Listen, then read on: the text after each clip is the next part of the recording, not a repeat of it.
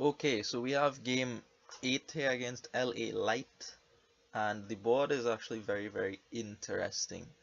We have Overlord on it, and like I said before, you have to consider whether or not you want to open with an Overlord turn 2. I think you want to, just because there's count on the board, so you can trash down quite quickly with the count. It is either that or Forge, and you could get to the count on turn 2, so I think you should do that. Another thing to note is that there's keep on the board, which is a source of 20 victory points. Not insignificant at all. So that's something to keep in mind. And we have a few other things on the board. Labs, most notably draws. We have a plus buy in market. Dungeon is very nice, and I open with a dungeon here to try to get around to my count overlord as soon as possible. Ritual also gets you points, just something to keep in the back of your mind. So my opponent opens with Squire and Overlord, as opposed to my dungeon and Overlord. So the dungeon here gets me to 4 to make me pay off my debt, and I pick up another Overlord.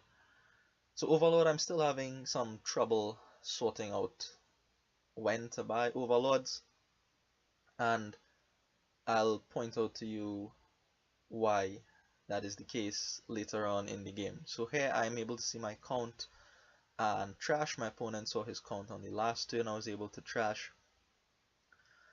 So we are going along with the trashing plan here. So my opponent now uses the squire to gain a silver, and he buys a coin of the realm. So the silver, I don't really have a problem with. The coin of the realm, yeah, maybe I could see that too if he wants to use the squire to gain and then to use the overlord as count to trash or something, but it might be a bit too early for the coin. I'm not sure. Either way, it's okay. His deck is thin enough, and once it sits on the mat, it gets out of his deck anyway. And it's worth some points for keep for him right now. So here I make an interesting decision, perhaps the wrong one. I decide to use my count, my overlord as a count, and this count will now trash these 4 coppers, which leaves me with very little money in my deck. Very little money. My deck would be Dungeon Overlord, Overlord, Copper. That's not great. And in fact, I think that what my opponent is doing is better than what I am doing. I should have learned from my trading post Overlord game. When I had the Overlord as a trading post, I had a lot of money in my hand because I was continually gaining silvers from the trading post, and it allowed me to buy overlords more easily. And that is what my opponent is doing here. He's using the squire to get silvers, and then after he's trashed done with his overlords, he could use the overlords as labs to draw all these silvers that he gained, and then start to buy overlords more easily. He could even impersonate a market if he has that much money to make use of the extra plus buy. As is on my side, I don't have those 2 silvers that he has already. He might even be holding a few more coppers too than I am, although I don't think, no, I don't think so, because he has the 10 key points from the coin and the silver, so I have more coppers than him, but he still has more money than me. So here you see the extra money coming out, $9 for my opponent, paying him back 6 debt and picking up our dungeon. So right now the dungeon doesn't do much, but I know it will do something later on in the game. Uh, Maybe it does something, right? Maybe you can say I use it to top deck with count rather than having to gain a copper. So 3 coins and able to come out of debt here, but I am gonna go straight back into it by picking up a squire and then another overlord.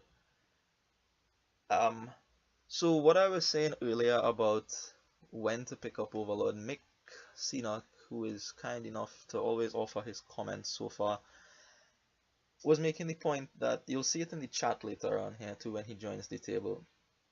He told both of us that you could pick up regular 5 costs and they cost less than Overlord, right? So I think what he's saying, and I realized this later on in the game, is that if you have more of the actual labs, then that's better for you. Once the pile is finished, once you could finish the pile. So that's the key with Overlord, right? If you could finish the game with the key pile still intact, then that's probably very good for you. Probably very good for you. But if the game will go on long enough to where one of the key piles will empty, like the labs, then perhaps it is worth your time to go after the pile itself under question, the lab in this case, rather than picking up the overlords. Perhaps. Anyways, so what my opponent has now is a couple silvers and now a gold, and I want to steal some of it. I don't know if this makes sense at all, the Noble Brigand, but the first two times I play it was terrible. But I really shouldn't expect anything better from Noble Brigand, honestly. It's entirely up to chance. It in fact gives him some coppers and equals the copper count to give him 5 points because of the keep. So Noble Brigand is a real enemy. In fact, in some ways it attacked me there by giving him a little bit more money as well as the 5 points. I didn't really see my opponent buying coppers until much later into the game. So the Noble Brigand didn't work out there. I really want some money, and perhaps I should just use the Overlords as squires as my opponent has done, and then I would definitely have silvers as opposed to maybe having silvers. But the idea with the Noble Brigand is that if I steal a silver from him, that is one less for him and one more for me, so it'll tip the keep balance into my favor more than if I just bought a silver. So still the Brigands, after 4 plays, have come up with zilch, come up with 0. And I'm looking in the back here, because I think I misplayed the opening, right? My opponent did much better by gaining the silvers and the overlords and trashing down. The squire seemed to be much better, and the dungeon, you need it a lot later than you do in the beginning, so, you know, kudos to him so far. So still we are targeting down the Overlord pile. Perhaps we feel it's important. I also feel it's important. I mean, if you can't impersonate labs, then you could definitely impersonate markets, which is not as good as lab for the kind of deck you want to build here. I mean, if you take into account the key points, it seems like you want to build a deck with a lot of treasure, more treasure than your opponent. And in order to play all that treasure, you need a lot of draw, which only comes in the form of lab here. Only comes in the form of lab. And it is possible, and it often happens, that you get into treasure wars with your opponent. Meaning, you know, I have 3 silvers, he has 3 silvers, he'll buy a silver, take 5 points from me, and then I'll buy 2 silvers on my turn, and then we just keep putting treasure into our deck. All making the labs all the more important, all the more crucial. So now the overlords are finished. Perhaps now we'll go after the labs. However, my opponent does not go after the labs. He plays a Noble Brigand. I think I managed to steal a silver off of him with a Noble Brigand, who I was hoping to get the gold. That would have been real nice. But he turns now for the provinces. So I'm okay with that, because there's, like I said, 20 points on the board, not in provinces. So I just need to get my treasure count superior to his, and I'll have 20 points. 20 points is 3 provinces and some, so I have quite a bit of buffer going after the keep points instead here. Also, if I start picking up the labs and whatnot, he'll eventually stall at some point later on, and I should be okay in that regard. So I decided to stop playing the Noble Brigand now because it has been entirely fruitless. 5 plays or 6 plays and I only get 1 silver from it. That is not worth it in my head. So down goes some debt here, finally clearing my debt. I have 3 silvers, as does my opponent, so it is important to keep track of that. That is one thing this piece of software does not keep track of, who has what treasure, so you have to keep that in your mind. Before there was a VP counter, you also have to keep track of points in your mind, and that is not an easy task, especially when there's alternative victory points on the board. So I'm going after some draw and some treasure here, and my opponent is continuing to go after the provinces. But like I said, I'm not worried. I now have some squires as well to gain silvers, also to provide some plus buy, maybe to provide some plus action. Not really. Just for the plus buy, honestly, and the silver gaining.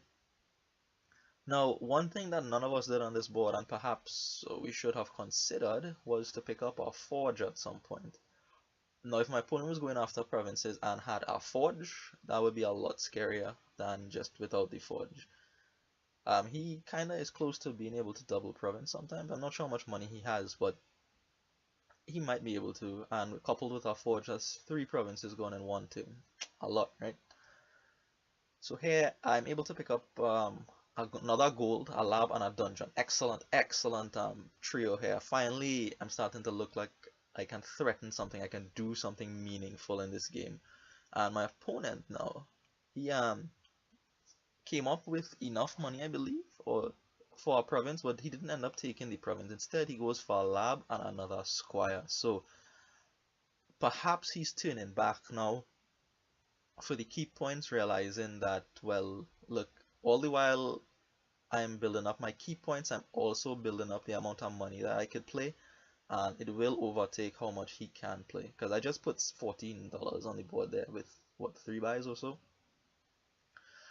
And now I'm going to put a bit more money and with a bit more buys on the board. So I'm looking okay right now. What I'm going to do is just try to get as much money as possible and as much draw as possible. So another goal just to cement the gold lead on keep, and another lab just to draw everything. Now I'm looking at Coin of the Realm. Perhaps it should have been another lab just to be able to draw things, but with the Overlords in my deck I wasn't worried about drawing things. I was kind of overdrawing by a decent amount there. So we have the Coin of the Realm keep points now too, as well as the well, we were joint on silver. You'll see the back and forth in the VP counter here. My opponent gains a couple silvers here to take 5 points from me. To give 5 points to himself by taking the lead. And now he's not going after the provinces. He's turned back. He's picking up he's going after the key points. So his last buys were gold, lab, and Coin of the Realm, right? So this is what I'm talking about with the treasure wars here. The treasure wars. So he's fighting me on the key points here. I have to keep ahead of him. Haha, keep ahead. Good one, right? Anyhow, I should stick to Dominion. I'm not even that good at Dominion. You'll see later. You will see. Okie doke. So I'm looking good here, drawing through most of my deck. The dungeons are putting in the finest of work right now with all these treasure cards in the deck. Finest of work. The coins of the realm are okay to pick up because once you could draw them, you could stick them on your mat and they stay out of your deck for the remainder of the game. I don't really see a need to call these coins of the realm at all. So here I'm just going to keep up trying to outkeep my opponent to get more treasures than my opponent. So another goal to get the lead and the gold count and some labs. I do have 4 coins spare and I think this should be a dungeon really. The silvers I could gain from the squires hopefully, but the dungeon is going to help me be very, very stable, allow me to draw lots more cards than I would without it. So here is where you really want dungeon, right? Where you have lots of things to discard and your deck is starting to get bigger, and it'll only get bigger from here on as we start to buy provinces and whatnot, because as we go after the labs, that's another pile, right? So piles we'll have to start thinking about soon enough. Now my opponent looks very strong here. 18 3 buys and goes for triple lab, which I think is the correct thing to do there, because at that point I was thinking about taking the labs out from under him, and then all his overlords would have to be markets. He would not be able to draw as much. I would just be in a very commanding position at that point. So I could play all my labs as labs and all my overlords as markets, have lots of buys, and have lots of draw from the labs. But I think he does the correct thing there, taking 3 labs.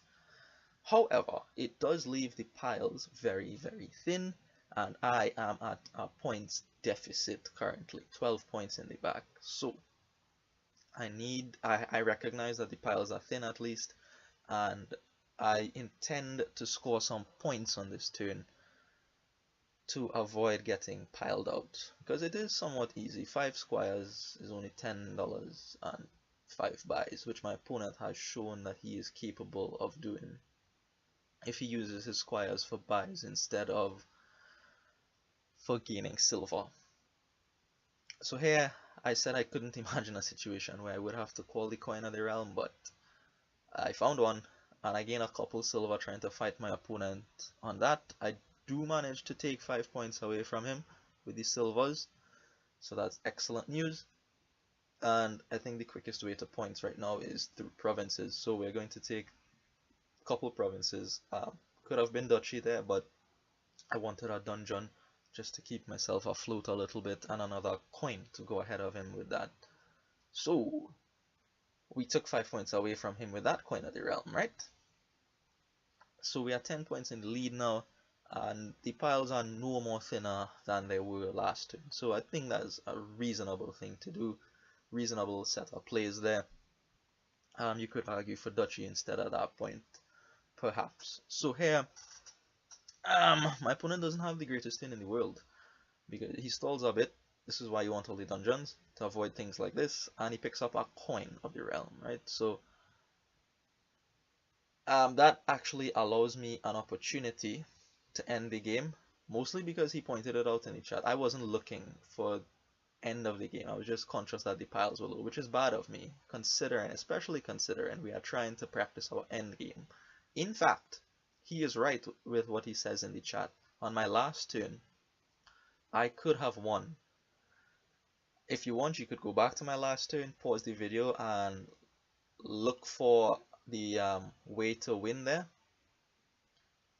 In fact, I think there were multiple ways to win in that situation, but I wasn't sharp enough towards it, and that is very, very bad, very, very bad. If my opponent had kicked off here on his next turn, on his previous turn here, he might have been able to win the game from under me there, which would have been my fault entirely. So I won't tell you how it was possible for me to win on my previous turn. There are lots of ways. I'm sure you can find one if you go back and look for yourself. Fortunately here, I am able to see the pile out on the coins, and just I have enough money to buy some points to end the game. So that is how game 8 ends against LaLight.